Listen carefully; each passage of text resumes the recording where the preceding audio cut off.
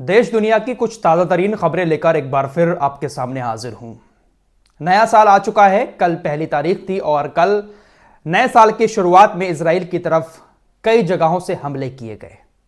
America के अंदर भी नए साल के जश्न में डूबे हुए लोगों के ऊपर एक हमला हुआ है और यह हमला किसने किया है इस बारे में भी बात करूंगा। शुरुआत कर लेता हूं इजराइल और हमास से। तकरीबन 1.5 साल का वक्त हो चुका है, हमास अभी भी इजराइल का सामना कर रहा है। जैसे ही रात के 12 बजते हैं, नए साल की शुरुआत होती है, हमास की तरफ से इजराइल की तरफ रॉकेट छोड़ दिए जाते हैं। जश्न में डूबे हुए इजरायली यहूदी अचानक से शेल्टर हाउस में भागना शुरू कर देते हैं। इजरायलियों के लिए यह सबसे बड़ी चिंता की बात है और सबसे ज्यादा परेशानी का सबब बना हुआ है कि हर रोज उनको शेल्टर हाउस में भागना पड़ता है। कभी हमास के रॉकेट उनकी तरफ आते हैं तो कभी यमन की बैलिस्टिक और हाइपरसोनिक मिसाइलें इजराइल की तरफ आती हैं। हमास ने रॉकेट लॉन्च किए और दूसरी तरफ यमन ने भी मिसाइलों का इस्तेमाल करके इजराइल के बेन गुरियन हवाई अड्डे पर हमला किया। साथ ही साथ जो पावर प्लांट है इजराइल का, उस पर भी एक हमला किया। यमन के स्पोक्स पर्सन की तरफ से भी इस बात की जानकारी दी गई और इस बात को इजराइल ने भी कबूल किया। पावर प्लांट पर ऐसा हमला हुआ जहां पर काफी टाइम तक बत्ती भी गुल रही। फिलहाल नए साल की शुरुआत में इन दोनों मोर्चों से इजराइल के ऊपर हमले हुए। हिजबुल्लाह के बारे में आप लोगों को बता ही चुका हूं। हिजबुल्लाह ने कहा है कि अभी सीज फायर चल रहा है, लेकिन जैसे ही 60 दिन खत्म होंगे हम फिर से दुश्मन का सामना करेंगे। अमेरिका की तरफ चलते हैं। नए साल की पहली रात में अमेरिका के न्यू ऑरलियंस में बॉर्बन स्ट्रीट पर बहुत सारे लोग मिलकर नए साल का जश्न मना रहे थे। अचानक से वहां पर एक पिकअप ट्रक आता है और उस भीड़ में घुस जाता है। पिकअप ट्रक भीड़ में घुसा, भीड़ को कुचलता हुआ गोलीबारी करते हुए आगे बढ़ा। इस हमले में 15 लोगों की मौत हो गई, तकरीबन 40 से ज्यादा लोग गंभीर रूप से घायल हो गए। पिकअप ड्राइवर जो था उसको मार दिया गया। जिस शख्स ने गोलीबारी की, भीड़ को कुचला, वो कोई और नहीं बल्कि अमेरिका की ही सेना का पूर्व सैनिक था। आतंकी हमला इसको बताया जा रहा है क्योंकि इस पूर्व सैनिक का नाम जब्बार है। शमशुद्दीन जब्बार नाम का यह शख्स अमेरिका की आर्मी में पहले रह चुका है। अमेरिका की आर्मी जब अफगानिस्तान के अंदर तैनात थी तब यह अफगानिस्तान के अंदर मौजूद था, वहीं पर इसकी पोस्टिंग थी। इसने कई शादियां की थीं। खबरें ऐसी भी आ रही हैं कि पहले यह किसी और धर्म से ताल्लुक रखता था, फिर इसने धर्म परिवर्तन करके इस्लाम अपना लिया। आईएस से यह प्रेरित हुआ और कल भी जब इसने हमला किया, भीड़ को पिकअप ट्रक से कुचला, तो उसके बाद जब इसको मार दिया गया तो इसके ट्रक से आईएस का झंडा भी मिला। भले ही यह शख्स अमेरिका की आर्मी का पूर्व सैनिक हो, लेकिन जब नाम सामने आ गया कि शमशुद्दीन जब्बार, तो इसको अब आतंकी हमला पूरी दुनिया में बताया जा रहा है। आतंकी तो भाई एक ही धर्म के होते हैं, एक ही नाम वाले होते हैं, लेकिन आईएस का झंडा इसके पास मिला है।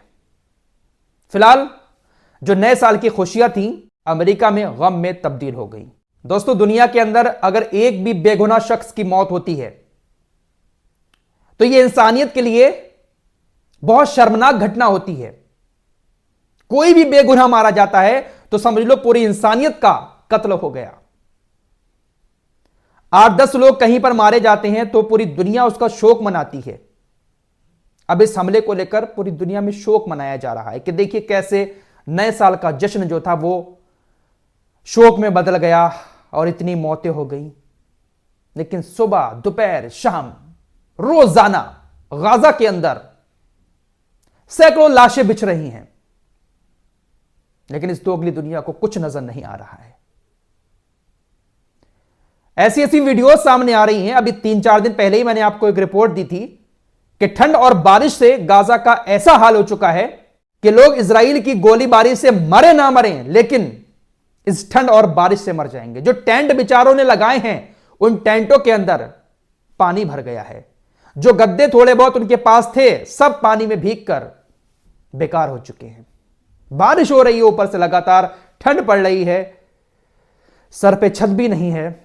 बहुत दर्दनाक आलम गाजा के अंदर है, लेकिन कोई सुध लेने वाला नहीं है। बेचारे गाजा के लोग टेंटों में जैसे तैसे अपनी जिंदगी गुजार रहे हैं, उसमें भी पानी भर रहा है, लेकिन वहां पर भी इजराइल की सेना बमबारी कर रही है। इजरायली लड़ाकू विमानों ने रात भर दक्षिणी गाजा में अल मवासी, जो सुरक्षित क्षेत्र जिसको इजराइल कहता है, वहां पर टेंट लगाए हुए हैं काफी सारे लोगों ने, वहां पर बमबारी की, जिसमें गाजा के पुलिस बल के महानिदेशक महमूद सलाह और उनके सहायक हुसाम मुस्तफा शाबान, इन समेत 11 लोग मारे गए। सुरक्षित स्थान घोषित किया हुआ है, लेकिन वहां पर भी बमबारी इजराइल कर रहा है।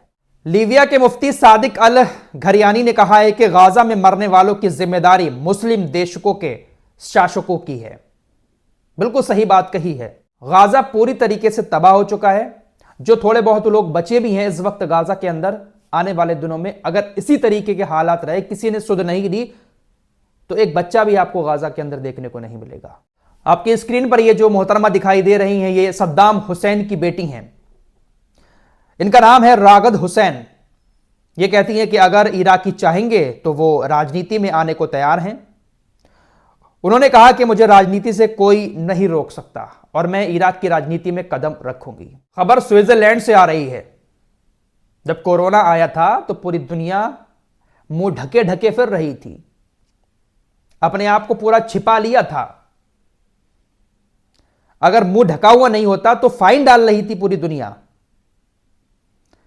लेकिन यही दोगली दुनिया, अगर कोई मुस्लिम महिला अपना मुंह छुपाकर बाहर निकलती है तो उसको गलत नजरों से देखती है।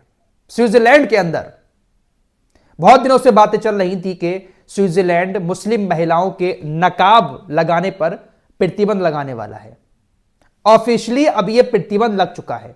बुर्का पहनना तो छोड़िए, अगर कोई महिला चेहरा ढककर भी निकलती है तो उसके ऊपर 1000 स्विस फ्रैंक का, जो वहां की करेंसी है, जुर्माना लगाया जाएगा। हर जगह पर सिर्फ और सिर्फ इस्लाम के खिलाफ ही प्रतिबंध लगाए जा रहे हैं। खबर सऊदी अरब से भी आ रही है। सऊदी अरब के अंदर 6 ईरानी नागरिकों को फांसी दे दी गई।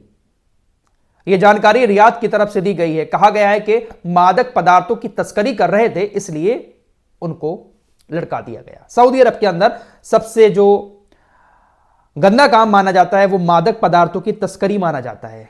इस जुर्म में अगर कोई आरोपी निकलता है तो उसको जिंदा नहीं रहने देता सऊदी अरब। खबर यमन से आ रही है कि यमन वालों ने एक बार फिर अमेरिका के MQ-9 रीपर ड्रोन को नए साल के पहले ही दिन मार गिराया। 72 घंटे के अंदर यह दूसरा MQ-9 रीपर ड्रोन मारा है। कुल मिलाकर हुतीस 14 MQ-9 रीपर ड्रोन मार चुके हैं। हुतीस के हमले कई मोर्चों पर जारी हैं। जवाब में अमेरिका और ब्रिटेन की सेनाएं भी सना के ऊपर हमले कर रही हैं। यमन की राजधानी सना में भी कल 8 हमले ब्रिटेन और अमेरिका की सेना की तरफ से किए गए। आपकी स्क्रीन पर यह जो शख्स दिखाई दे रहा है, ये इजराइल का पूर्व प्रधानमंत्री एहुद ओलमर्ट है। यह कहता है कि हमारा असली दुश्मन ईरान नहीं है, हिजबुल्लाह नहीं है, हमास नहीं है, असली दुश्मन अंदर से है। मसीहा, पागल, इजरायली के चरमपंथी समूह, सरकार और नेतन्याहू, ये हमारे असली दुश्मन हैं। चलते चलते मैं बात सीरिया के पूर्व राष्ट्रपति असद की भी कर लेता हूं। खबरें ऐसी आ रही हैं कि असद की तबीयत खराब हो चुकी है, हॉस्पिटल में एडमिट किया गया है। सांस लेने में बहुत दिक्कत हो रही थी, बार बार वो खांस रहे थे। जब उनका चेकअप किया गया तो पाया गया कि उनकी बॉडी में जहर है। हालांकि अभी तक रूस की तरफ से किसी तरह की कोई घोषणा नहीं की गई है, लेकिन ऐसा माना जा रहा है कि उनको शायद जहर दिया गया हो। अभी तक रूस की तरफ से कोई स्टेटमेंट नहीं आया है। उनका इलाज हॉस्पिटल में चल रहा है। उनकी बीवी जो है वो उनसे तलाक मांग रही है, ऐसी भी खबरें आ रही हैं, क्योंकि वो ब्रिटेन में जाकर रहना चाहती है, ब्रिटिश नागरिक है।